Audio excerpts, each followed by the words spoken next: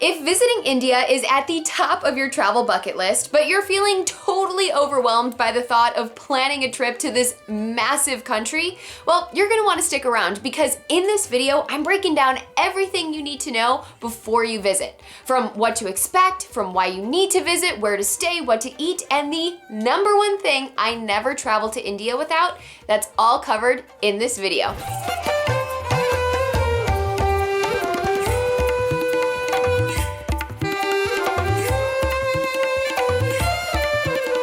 Hey friends, it's Allie from Alle Abroad, and on my channel, I help overpacking, luxury-loving, independent women turn their bucket list travel dreams into reality. I'm kicking off my brand new Abroad at Home bucket list series by teaching you about one of my favorite destinations in the world, India. My goal with this series is to really get you inspired to start dreaming of your next great adventure and equip you with all the info you might need so that you can plan your great escape once it's safe to do so. And if you haven't already, make sure that you're subscribed so you don't miss where we're virtually traveling next. And while you're at it, why not introduce yourself in the comments below?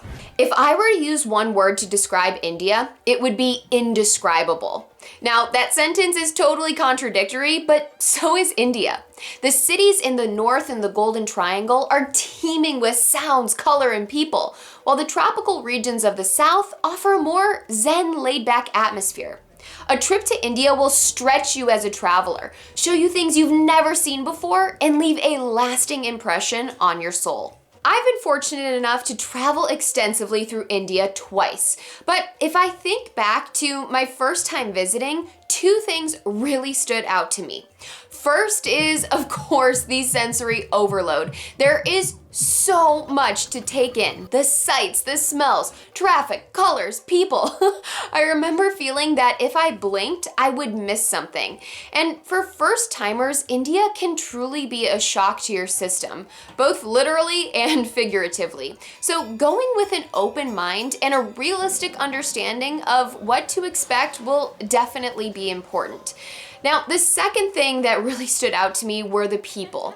Indians are known for their hospitality and their curiosity. And while I can only speak for my own experiences, it was endearing to see how excited these total strangers were to see Americans traveling through their country.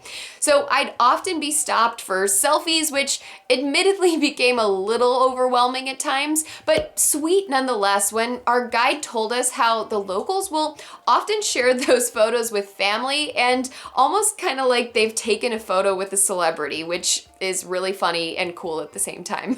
So let's start with the basics. This South Asian country is the 7th largest country in the world and is home to 1.3 billion people. To put this mass in perspective, the distance between north and south is similar to the distance between Canada and Mexico. Let that sink in for a moment. Within its borders, you'll find everything from deserts to snow-capped mountains, tropical coastlines, forests, and of course, some of the busiest cities in the world. Now, for first-time visitors, the Golden Triangle, which is Delhi, Agra, and Jaipur, is a great jumping off point. But I strongly encourage you to give yourself a little extra time to venture down south to Kerala or to Ranthambore to see tigers, or even explore places like Jaisalmer or the blue city of Jodhpur.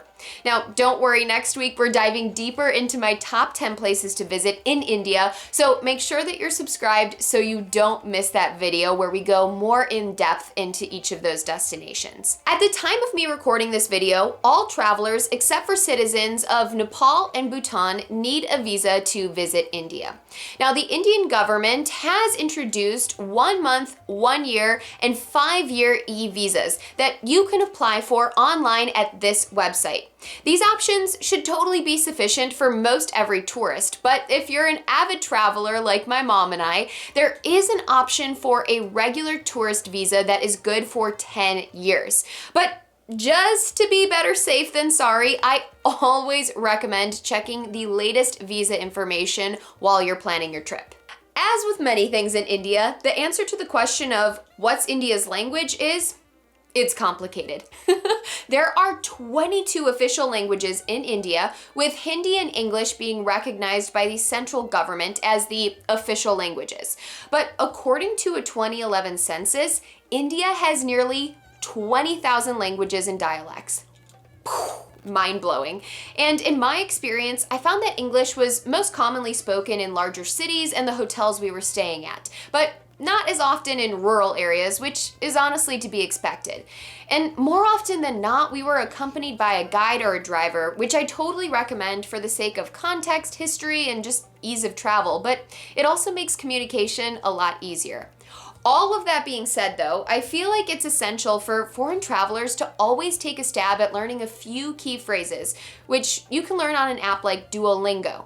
And if you've taken a yoga class at any point in time, you're probably already a pro at saying namaste, which means hello. Make sure to have Google Translate downloaded on your phone with Hindi loaded into the app. The currency in India is the Indian rupee, and ATMs are widely available. So my mom and I like to withdraw a decent amount of cash as soon as we arrive, so as to cut down on trips to the ATM throughout the trip, and to just have cash on hand for tipping, which in India is optional, but I always tip 5 to 10% for like drivers, hotels, restaurants, but again, as with many things in India, the lines are a bit gray here, so I kind of just always go with my gut, and if someone goes above and beyond, I tip 20%. Now, I typically try to use my Chase Sapphire Reserve card as often as possible so that I can rack up points and cut out foreign transaction fees on hotels, restaurants, and any large purchases, which in the case of India was all the souvenirs that I shipped home. Also, one heads up, haggling is expected in most markets and shops, so be prepared to practice the art of bargaining, but always remember to be respectful and just have a good sense of humor about the entire process. The flight from the US to India can be quite grueling. Unless you're flying biz class on Emirates, which I totally recommend if you can swing it or snag it with points. Now, some large cities, including Chicago, have non-stop flights to Delhi, which I've done, and they're around 14 or 15 hours, really depending on the direction that you're flying. But, pro tip, oftentimes you'll be able to find flights on Emirates that connect through Dubai, and you can book what's called a Dubai stopover so that you can enjoy two destinations and break up that long flight while adjusting to the new time zones if your schedule allows. Now, another thing to keep in mind is that while you're in India, you'll most likely be booking internal flights from one city to the next because the country is just so vast. And while you can certainly handle booking those yourself, I'm just a bit biased and I recommend that having a travel advisor to take care of your trip from top to bottom in terms of arranging your travels, accommodations, transportation, experiences is such an asset. And if you need a rec, you can always check out my mom's agency, Scorby Travel and Cruise. I will add their website link in the description below. Okay, here comes the fun part. I'm gonna go out on a limb here and assume that you've heard about India's infamous roads, and if not, here's a little sample for you.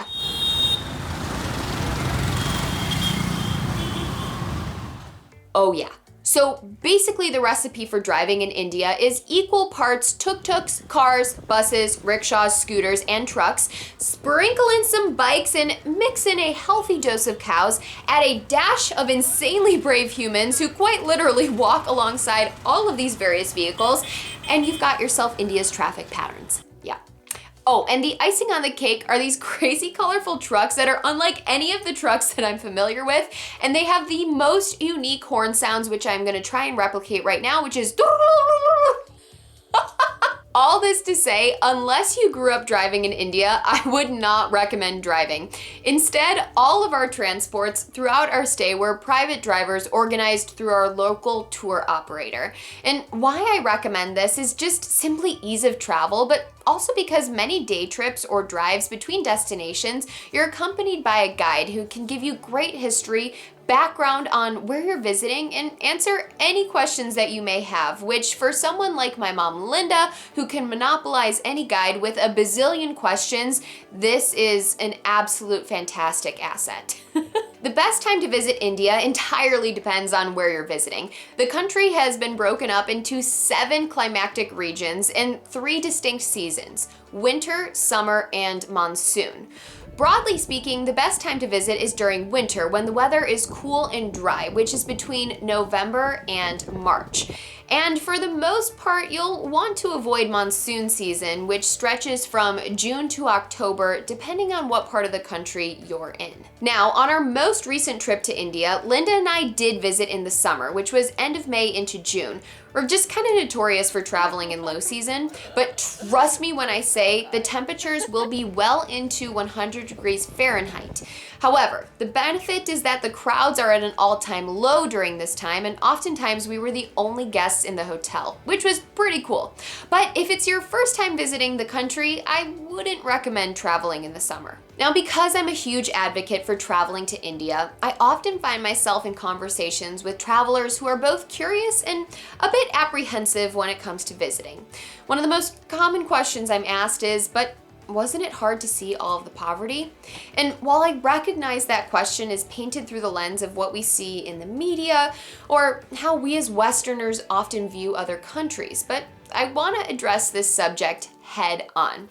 So, will you see poverty in India? Yes. Will it be all that you see? Absolutely not. And while it certainly is heartbreaking to be confronted by this harsh reality, as a global citizen, I find it's important for those of us who are in a position to travel to see how the rest of the world lives. And I fully admit it was hard for me to square in my mind staying at a luxury 5-star hotel with the images of people who have been living in the streets. But something that one of my guides said really stuck with me. So I had mentioned kind of how I was feeling, and he was quick to remind me that because of my interest in visiting his country, the hotel that I'm staying at was built. And because it was built, it employed locals to build it. And now it employs locals to run it. And while that's definitely a simplistic view, I feel that it kind of emphasizes a greater point, which I'm super passionate about, which is ensuring that your tourism dollars are staying in the local economy. My mom's travel agency, Scorby Travel, works with a local Indian tour company that basically ensures that our dollars are going to local hotels, local tour operators, and guides. So while I recognize that one trip can absolutely not fix the problem, I would encourage anyone considering visiting to have that perspective just kind of in the back of your mind. Since we're fully already on board the touchy subjects train, I thought I'd address another hot topic, which is, of course, safety. Now, I can only speak from my experience, but on both of my trips to India, I felt totally safe and have nothing but positive things to say. But I don't want to make that blanket statement without just a little bit of context. So on both of our trips to India, Linda and I have stayed at luxury hotels and been fully taken care of by our local guides in terms of taking us from point A to point B, showing us around, and just making sure that we were escorted. And this style of travel certainly leans more towards the hand-holding realm of travel, which I know is not for everyone. So if you're more of the explore on your own adventurer, I recommend doing just a bit of research on female travel or solo female travel in India to just determine if it's something that you're comfortable with. And again, no matter where I am in the world, my mom and I always do our due diligence, just keeping valuables in our hotel safe, keeping bags kind of like to the front of us, or just honestly being aware of our surroundings, not wandering alone late at night. You know, we did all of these things on our trip to India and had no issues. Let's talk about the food. India is known for its mind-blowingly delicious food, flavored with all the spices that you could imagine, from curries to deep-fried desserts, and of course, all the delicious naan, hello. And just like the country, the food scene is vast and can be completely different from region to region. Oh, and to all my spice virgins out there, I want to ease your concerns and say that I myself do not have a high tolerance for spice, and I was totally taken care of.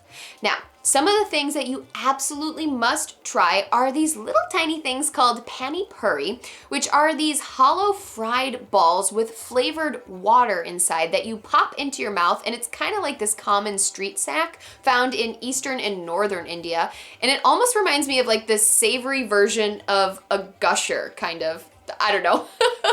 I was also blown away by the Indian breakfast staples, which are just so fun because they're so far from anything that I typically eat for breakfast. And one of my favorites were these rice and lentil cakes called idli. They're light and fluffy and served with these super yummy dipping sauces. And I could honestly make an entire video about all the places that we ate, and maybe if you guys want that, you can let me know in the comments. But I gotta say the most memorable meal I had was at Indian Accent in Delhi. It's been named the #1 restaurant in India and serves, honestly, this unique fusion mix of classic Indian dishes. And I've actually got an entire video from that experience that I'm gonna link up above, so you can check that out if you're interested. Since we're on the subject of food, I feel like I have to mention the infamous Delhi Belly. You know, as with many international destinations, there is the possibility of having a rock concert performed in your stomach, thanks to something you ate, and of course, India is no exception. So here's my quick tips for how to keep your belly happy. Number 1, wash your hands. Duh. Stay at reputable hotels, stick to bottled water, and just avoid ice if possible. Hot food is always safest because it kills the germs, and don't totally swear off street food, but always ask your guide for suggestions and just come prepared if the off chance of, you know, rumble down under, if you know what I mean. I never travel to India, or anywhere for that matter, without a homeopathic product called Acidil, which is honestly magical. It helps kind of just settle your stomach and works wonders after a night of overindulging. I also always take some activated charcoal and liquid IV with me. Now, I've actually put together an entire guide on how to keep your tummy in check while you're traveling with all the links to the products that I just mentioned, and I'll drop that article in the description of this video. I'm gonna try and keep this as brief as possible, but I just want to prepare you that there are 2 styles of toilets in India: Western style toilets and Indian style, which essentially is a hole in the ground with little places for you to place your feet. And while in many urban centers, luxury hotels, and airports, you'll have no problem finding Western style toilets, just be prepared to squat when you move further into the rural areas. It's also a good idea to bring disposable wipes or tissues with you to the bathroom, as toilet paper isn't always available because many locals prefer to use water over tissue. And hand sanitizer is also a good idea just to carry around with you. And listen, guys, let this be a reminder that you didn't travel halfway around the world to have the same things that you have at home. So be cool and look at this as an opportunity to work on those quad muscles, okay? When packing for a trip to India, it's important to remember that it's a relatively conservative country just because of the Hindu, Buddhist, and Muslim influences. And while you may not practice those religions, you are on their turf, and it is a sign of respect to, of course, follow their customs. Now, that being said, as a woman, I found that wearing loose, flowy dresses, pants, and tops were most appropriate and also way more comfortable considering India can get quite hot. So like a top like this would be perfect. I actually bought it over there. So I tried to keep the hem of my skirts longer than my knees and shoulders and cleavage covered for the most part. And bringing just a few scarves to kind of mix and match with outfits is essential just in case you're visiting a mosque and you need to cover up. All right, so other random items that I found to be super useful was 1, a battery operated fan. I know, total tourist move, but it gets super hot. Having a good hat and sunglasses to shade yourself, essential. Sunscreen and backpack, also a must-have. Ooh, and if you can, closed-toed shoes were kind of my go-to just because the streets can get a little bit dusty and mucky, so I found that I kind of gravitated more towards espadrilles or kind of like a white sneaker rather than sandals. And if you want even more recommendations on what to wear, I do have an article that kind of breaks down everything that you should pack in the description of this video. I always find this question about affordability and budget a bit hard because everyone's definition of affordable is different. But in general, India is considered to be one of the most budget-friendly destinations. However, as Linda and I are primarily luxury travelers, we found that the level of luxury in India was superb, and you really have a wide range of options depending on all budget types. So as I just mentioned, Linda and I are primarily luxury travelers, and so we stayed at 4 and 5-star properties on both of our trips to India. And while there's endless options, we do have 3 brands that we highly recommend. The first is Oberoi Hotels, which is an India-based hotel company that was founded in 1934 and owns 31 luxury hotels, many of them spread throughout India. Now, there's honestly nothing that compares to the Oberoi hospitality, comfort, and style. And just a small example of this is, on my first trip to India, my curling iron totally shorted out on day 1 in Delhi. And so one of the staff members was like, "Oh, no problem. I can take your curling iron and go and get it replaced." And so that's exactly what she did. I left for the day. She went to whatever market she went to, grabbed the curling iron that was most similar to mine, and then as soon as I got back, I found the curling iron sitting on my desk. I mean, what? And that's just one small example of the kind of lengths at which the staff is empowered to go in order to take care of its guests. Okay, so not only is the service unlike anything I've ever experienced, the properties are architectural marvels. I mean, the rooms are luxurious, the staff is beyond helpful.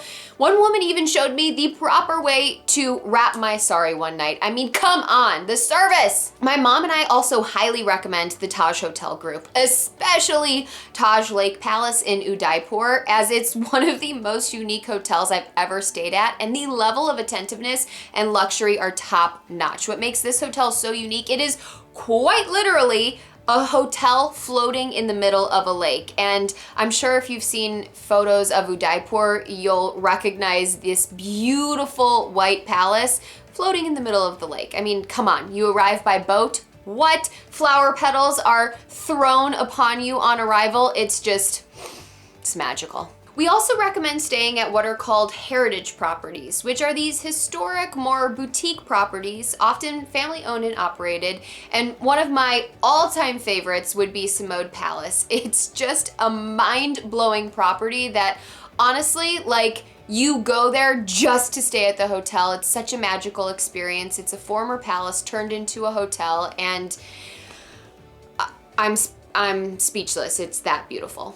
And if you guys want a more in-depth video on the various hotels that we recommend in India, just let me know in the comments. Honestly, this section deserves its own video because there's no shortage of incredible experiences in India. So in the interest of time, I'm gonna quickly run through some of my top experiences, and if you want a more in-depth guide on what to do in India, just once again, let me know in the comments. I'm here to please. Okay, so my top 5 favorite experiences were learning to Bollywood dance with Delhi Dance Academy, which I can't get over how silly Linda and I looked. I have never laughed harder than watching back these videos. I wanted so badly to look as cool as the instructor, and it wasn't happening, but it was so much fun. Highly, highly recommend. And it was a good workout too. Some other highlights were a sunset camel ride in the Thar Desert, floating down the holy Ganges River in Varanasi, spotting tigers in Tadoba National Park, and of course, seeing the grandeur of the Taj Mahal, one of the 7 wonders of the world. And you guys, no trip to India is complete unless you see the Taj Mahal. There is nothing more stunning, beautiful, great history, great story. Take your breath away, jaw dropping in awe. You gotta see it. Okay, friends, I know that we covered a lot, but I really wanted to just kind of brain dump all of my Indian knowledge on you so that hopefully you feel prepared and inspired to start planning your trip. Now, make sure to check out some of my other India resources and blog posts, destination guides in the description of this video. And just a quick heads up, next week, Linda and I are gonna be breaking down the top 10 places to visit in India. So if you're looking for even more recommendations when it comes to planning a future trip to India, make sure that you are subscribed to my channel and you do not miss that video. And if you need help planning your next adventure, whether that's to India or another destination that is on your bucket list, you gotta be sure to check out my mom's travel agency, Scorby Travel and Cruise. Again, putting their website in the description. But for now, Thank you so much for watching, and if you need a little inspo on where to travel next, or maybe some help with creating your own travel bucket list, I think you should maybe check out these 2 videos right here. So I will catch you guys next week, and remember, adventure awaits, my friends. Mwah!